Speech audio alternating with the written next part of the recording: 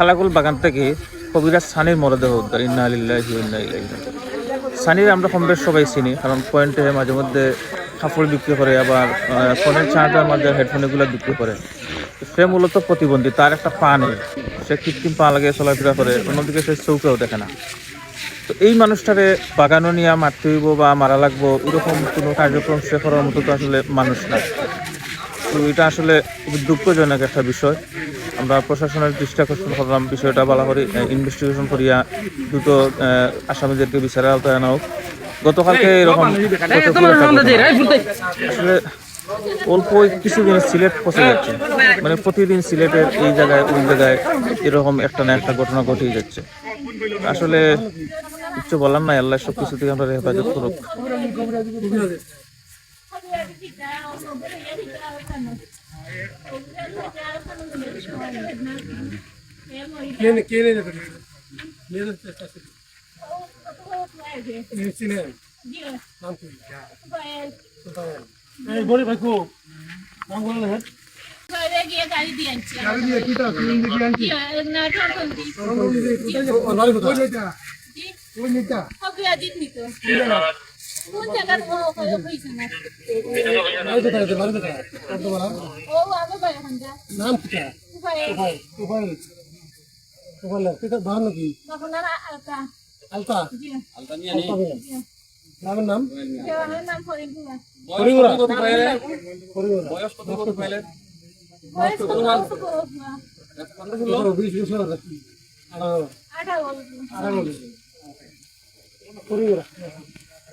mobile নাম্বারটা আমার আছে,